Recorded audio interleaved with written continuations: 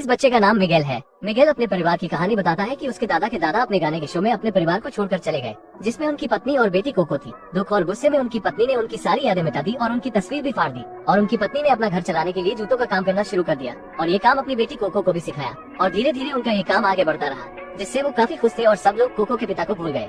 मिगेल को जूते बनाने का कोई शौक नहीं था। मिगेल को गाना गाने का शौक था। वो एक बहुत बड़ा सिंगर बनना चाहता है, अपने शहर के एक बड़े सिंगर की तरह। इस सिंगर का नाम है एर्नेस्टो द ला क्रूज, जो दुनिया भर में मशहूर है।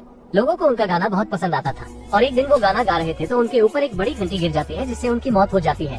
और मिगेल एक सिंगर के जूते साफ कर रहा था।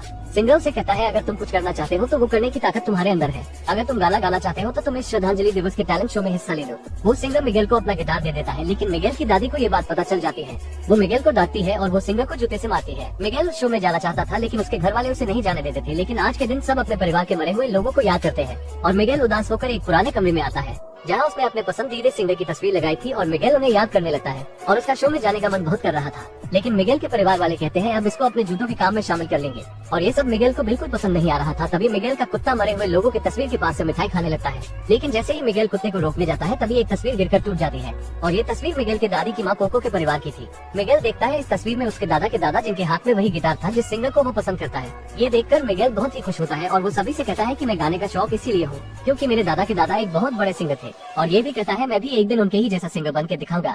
ये सब सुनकर उसके परिवार वाले उसका गिटार तोड़ देते हैं, और अपने परिवार को ये बोल के चला जाता है कि मुझे ऐसे परिवार की जरूरत नहीं है जो मेरा ख्वाब पूरा करने में मेरा साथ न दे।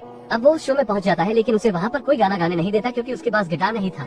वो वहाँ सारे सिंगर से गिटार मांगता है, लेकिन उसे कोई भी गिटार नहीं देता। जब उसे कोई गिटार नहीं देता तो वो सोचता है कि क्यों ना मैं अपने पसंदीदा सिंगर के गिटार चुरा लूं, और वो गाना गाने के बाद फिर उसे उसी जगह रख देगा जहाँ से उसने उठाया था। वो उस गिटार को उसके कब्रिस्तान वाले घर से चुराने जाता है, और उसे लेकर जैसे ही बजाता है तो अचानक से एक हवा का झोंका आता है, क्योंकि आज का दिन खास था और आज मरे हुए लोगों को याद करने की रात थी। और उस सिंगर के घर पर लोग आने लगते हैं, और वो वहाँ देखते हैं तो उस सिंगर का गिटार गिरा हुआ है। मिगेल ये सब देखकर घबरा जाता है, और वो वहाँ आए हुए लोगों को बताता है कि मैंने कुछ नहीं किया। लेकिन मिगेल को ना तो कोई देख पा रहा था और ना कोई सुन पा रहा था। मिगेल बिल्कुल एक भटकती हुई आत्मा की तरह वो सबके आर पार हो जा रहा था। उसे समझ में ही नहीं आता कि ये सब क्या हो रहा है, और मिगेल एक कब्रिस्तान में गिर जाता है तो उसकी मदद करने के लिए एक औरत आती है और उसे ऊपर खींचती है, लेकिन दोनों एक दूसरे को देखकर डर जाते हैं। उसे पता चलता है वो औरत कोई इंसान नहीं बल्कि वो एक कंकाल है। अब उसके सामने बहुत सारे मरे हुए इंसान हैं, जिनमें से बहुत सारे तो उसके परिवार के थे। वो सारे मिगेल को पहचान कर आत्माओं की दुनिया में ले जाते हैं, और ये सब इसलिए हो रहा है क्योंकि उसने मरे हुए इंसान की चीज चुराने की कोशिश की और उसे एक श्राप मिल चुका है, और उसे जिंदा इंसानों की दुनिया में वापस जाने के लिए अपने मरे हुए परिवार के किसी भी सदस्य से आशीर्वाद लेना होगा, तभी वो एक इंसान में बदल सकता है। अगर सुबह होने से पहले तक वो अपनी दुनिया में वापस नहीं गया तो वो भी हमेशा के लिए एक आत्मा बना रहेगा,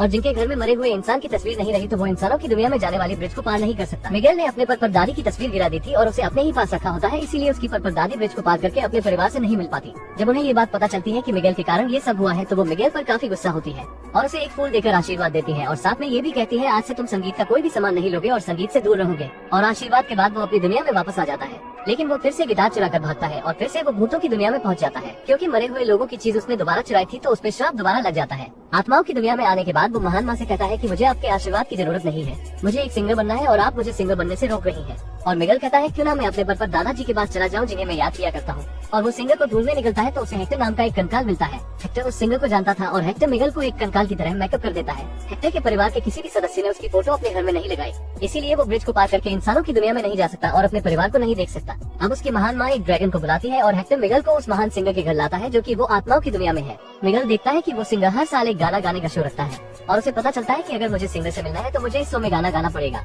और जीत जाने पर वो उस सिंगर से मिल सकता है। लेकिन यहाँ भी उसके पास गिटार नहीं था, और इस काम में हेक्टर उसकी हर मदद करता है। वो मिगेल को एक पुराने सिंगर के पास लाता है जो उसका पुराना दोस्त है, और उसका दोस्त हवा में गायब हो जाता है, और ये सब देखकर मिगेल को बहुत अजीब लगता है। हेक्टर बताता है इंसानी दुनिया में अगर कोई अपने मरे हुए लोगों को याद नहीं करता तो वो कंकाल ऐसे ही गायब हो जाते हैं। इसके बाद स्वर्ग और नर्क में दाखिला होता है भगवान के आदेश पर। वो उसे कहता है मैं तुम्हारी मदद करूंगा, लेकिन मेरी फोटो तुम्हें अपनी दुनिया में ले जाकर मेरी बेटी को देनी होगी। और हेक्टर कहता है मुझे भी कोई याद नहीं कर रहा है, अगर मुझे कोई याद नहीं करेगा तो मैं भी इसी तरह गायब हो जाऊंगा। ये सुनकर मिगेल को बहुत बुरा लगा, और दूसरी तरफ मिगेल को आत्माओं वाला परिवार ढूंढ रहा था। मिगेल अपनी महान माँ से दूर जाना चाहता था, लेकिन वो उसे बताना चाहती है कि तुम इस गाने का शौक छोड़ दो, और ये भी बताती है कि मेरे पति गाने के चक्कर में अपने परिवार को भूल गए। लेकिन मिगेल उनकी बात नहीं मानता और उस शो में आ जाता है जहाँ वो उन्हीं सिंगर का पुराना गाना गाता है, और सभी लोगों का ध्यान मिगेल की तरफ आ चुका था। लेकिन वो गाना गाते हुए गलती से स्विमिंग पूल में गिर जाता है और मिगेल को उस सिंगर की आत्मा बचा लेती है। मिगेल कहता है मैं आपका पोता हूँ और मैं भी आपकी तरह एक महान सिंगर बनना चाहता हूँ, बस मुझे आपका एक छोटा सा आशीर्वाद चाहिए ताकि मैं आत्माओं की दुनिया से इंसानों की दुनिया में चला जाऊँ। लेकिन तभी यहाँ पर हेक्टर आ जाता है जो इस आत्माओं की दुनिया में मिगेल की बहुत मदद कर रहा था और हेक्टर मिगेल से कहता है तुम ये तस्वीर इंसानों की दुनिया में ले जाओ। और तभी डेला क्रूज उसकी तस्वीर देखता है और पहचान जाता है कि ये उसका दोस्त है। हेक्टर कहता है ये सब मेरे लिखे गए गाने हैं और तुमने उसे चुरा लिया। और उसी वक्त डेला क्रूज उसे बताता है मैंने तुम्हें जहर देकर मारा था ताकि तुम्हारे लिखे गए गाने से मैं दुनिया भर में फेमस हो सकूं। मिगेल को पता लगता है कि हेक्टर ही सबसे बड़ा सिंगर है। वैसे मरने के बाद सारी सच्चाइयां बाहर निकाली जाती है फरिश्तों और भगवान की तरफ से। ये सब सुनने के बाद मिगेल को उस सिंगर से नफरत होने लगी थी और डेला क्रूज दोनों को एक बड़े गड्ढे में फेंकवा देता है क्योंकि वो डेला क्रूज नहीं चाहता था कि इस सिंगर की सच्चाई किसी को पता चले। अब मिगेल का हाथ पूरी तरह से कंकाल बन चुका था और वो सूर्योदय से पहले अपनी दुनिया में वापस न गया तो हमेशा के लिए वो आत्माओं की दुनिया में ही रह जाएगा। और वो उदास हो जाता है और तभी उसके पास हेक्टर आता है और अपनी कहानी बताता है। मैं सारे गाने अपनी बेटी के लिए लिखता था जो इस डेला क्रूज ने चुरा लिया था। और बताता है मैं अपनी बीवी और बेटी कोको के पास जा ही रहा था कि ये मुझे कुछ पिला देता है जिसमें जहर था। जब उसने अपनी बेटी का नाम कोको बताया तो मिगेल को अपनी परदादी की याद आती है। मतलब कोको तो मिगेल की परदादी का नाम है। मिगेल को पता चलता है कि ये उनके परदादा है।